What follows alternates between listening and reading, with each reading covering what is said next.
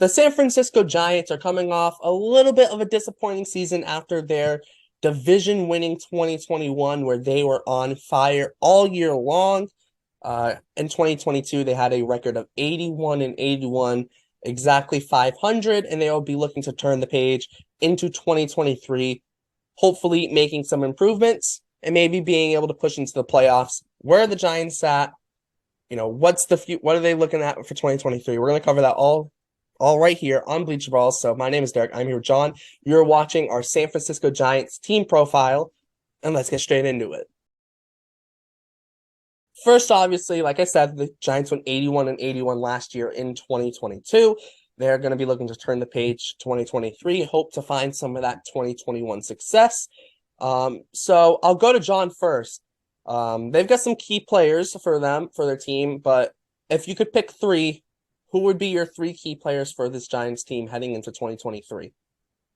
Well, the problem with that is I don't really see this Giants team as being one of the better teams. We'll get into that later. So picking three players for me, there's not really three standout players, but there are guys on this team I think that maybe they have a good year. The Giants can do all right. So I do like the Mitch Haniger signing. So Mitch Haniger, Michael Conforto, and we'll go with the former Yankee Thairo Estrada. I always liked the guy. I think he's actually a pretty decent player.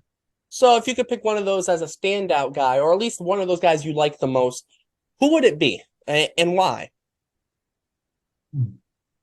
For me, it's between Conforto and Haniger. You know, like as much as like Thairo Estrada, to give him the shout out as a former Yankee, he got shot and came back. You know, shot in the thigh in Venezuela, I believe, and came back. We'll have to ask Alvaro about that one. And came back and played pretty shortly after. So I always liked the guy. So now we're looking at Conforto and Haniger. Man, there's things I like about both of them. There's things, I think don't like. Let's go with Conforto. Honestly, I know Conforto better as his time with the Mets. I think he's a good left-handed bat. I was surprised that he actually didn't play at all last season, and I think he's coming back with a lot to prove this year. I think he's a pretty good player, and he's a guy who I would single out if he has a good season that could really help the Giants. Yeah, 100%. I think that's fair. For me, my three key players I put for the Giants, I went a little bit more on the pitching side. I went with Logan Webb, their ace, Camille Doval, their closer, who I'm really high on. And I went to go Jock Peterson. He had a really good year last year for them. He had like a stretch in the middle year where he was amazing. But I think really the key guy here is Camille Doval. Back end of the bullpen. He's got back end of the bullpen stuff. He's proven that he can pitch there the last 2 years. And I think for this Giants team, they're going to have a guy in that back end of the bullpen that can kind of shut things down. And I think Doval can be that guy. Obviously, having a guy like Logan Webb in your rotation helps. But, you get to that. This is a team that if they get to the ninth inning with the lead, they need to close out that game and win it, especially if they want to get into the playoffs, potentially, which we'll talk about in a little bit. So having a guy like Camille Doval in the back end of the bullpen has to help your confidence, especially if you're a manager, you got a guy like that back there. I think that's definitely a big confidence boost. Moving on, though, they had a very eventful offseason, obviously, the Carlos Correa saga, Carlos Rodon leaving, but they also brought in, like you said, Mitch Haniger, Michael Conforto. They also brought in Sean Manaea, Ross Stripling, Taylor Rogers. If you had to single out one of those moves, whether it's a guy they lost, a guy they brought in, or just the whole Carlos Correa situation, what would you kind of single out as kind of the key important thing in their offseason, whether it's a loss or a gain that they made? For me, it was actually the whole Aaron Judge saga. I mean, that fan base was completely psyched. They thought they were signing Aaron Judge away from the Yankees, and then it all fell through, overnight. Like, I went to bed thinking Aaron Judge was a Giant. A lot of Giants fans went to bed thinking Aaron Judge was a Giant, and then he ended up not being a Giant the next morning. I think that changed everything for their whole offseason, which, like you said, led to Carlos Correa. So I think that was big. And then, there's a lot of bad things that happened to the Giants. So it's hard to say just one thing, because I also do think the Rodon thing played a big hand in it. But for me, it was really not getting Aaron Judge. I think that is kind of what shaped their whole offseason. Yeah, I think that's 100% fair. For me, though, I'm going to say kind of their biggest offseason thing was losing Carlos Rodon.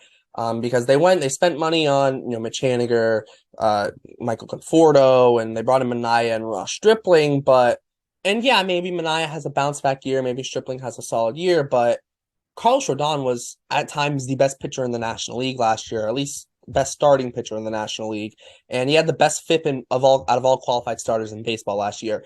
He's a big loss. Logan Webb obviously will step up into that ace role. Logan Webb was very good in 21, had a very good 2022 as well, so he can definitely do it.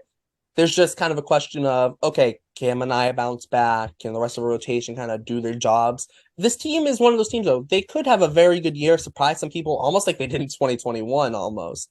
So it's very intriguing to see what direction their team goes. They've brought in some guys. They've lost some guys. They've had the whole Aaron Judge and Carlos Correa situations. We thought both of them were going to be Giants at times, and neither of them did. So it was a big offseason, to say the least. Very much news moving all over the place. However, they got to go into 2023. They've got their team built. What are their expectations for 2023? What do you see for them coming to fruition in 2023? So I think what I see for them is very different than what the ownership and management sees for them. For me, if I'm the Giants, I'm not trying to compete right now. I'm breaking it down, and I'm loading up my farm system, because the Giants are my behind the far distant second favorite team. It's the Yankees and then distantly the Giants and everybody else. I have a soft spot in my heart for the Giants. I'm very happy they get to do this video. So that's why I very much mean this. I'm not dumping on the Giants. I think the smart thing for them to do is to break it down and build up their farm system. Because right now you're not competing with the Dodgers. You're not competing with the Padres. And honestly, the Diamondbacks are on their way up. I believe you're going to talk about that later, and you're a big Diamondbacks fan, Derek. So I know you're going to have a lot to say about that. I think the Diamondbacks are on their way up, whereas the Giants remind me of the Yankees, years after they went through their championship window.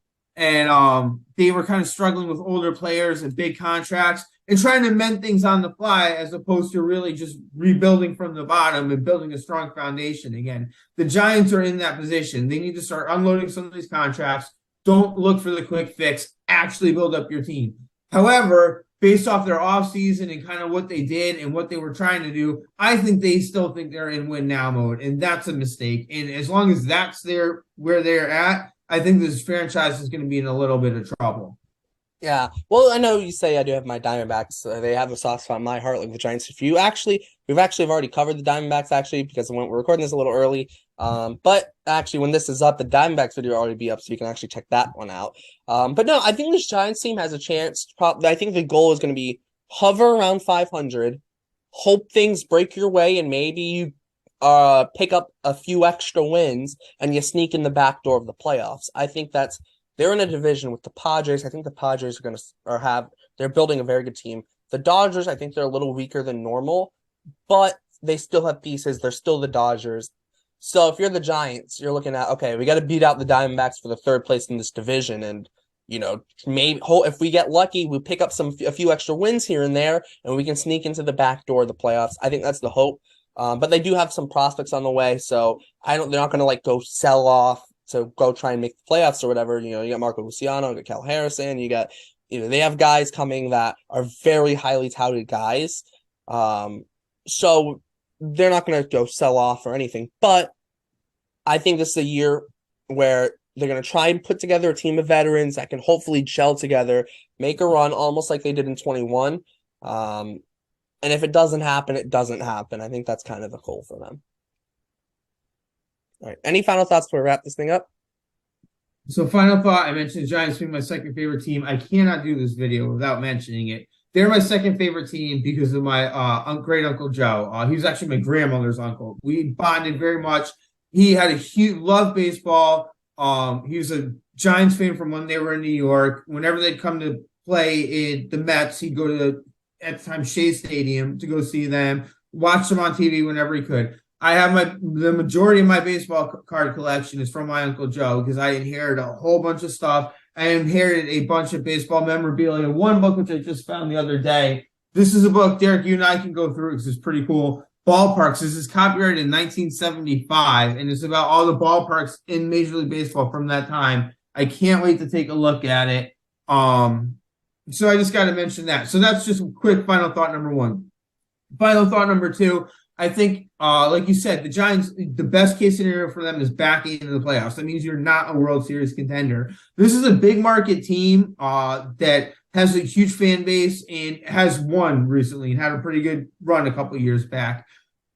All that being said, I think backing into the playoffs is a mistake. I'm glad to hear that they have a good farm system coming up. Keep focusing on that, and I think they can get back to what they were pretty soon. They've done really good at developing players out there for a long time.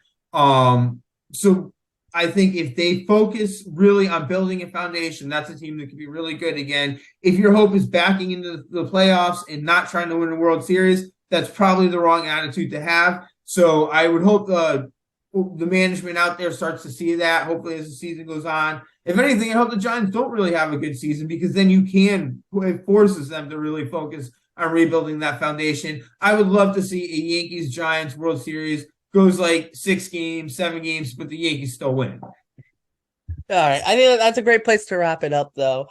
So thanks for tuning into our San Francisco Giants team profile. We're getting towards the middle of these, so just keep on checking them out. If you missed out on our previous ones, check them out. The playlist will be in the description with all the ones we've done so far, or if you're a little late to the party, all the ones that we've also done in the future that have got up in the future after this. So check that out. Make sure to check out all our other links in the description, the Bleacher Brawls website, podcast, Instagram, Twitter, plus all our crew's links, Twitter links. Like, subscribe, hit the notification bell to be notified whenever we post. Let us know your thoughts on the San Francisco Giants in the comments. We'll try and respond to all of them. So that's it for John. My name is Derek. Thanks for tuning in to Bleacher Brawls, and we'll see you next time.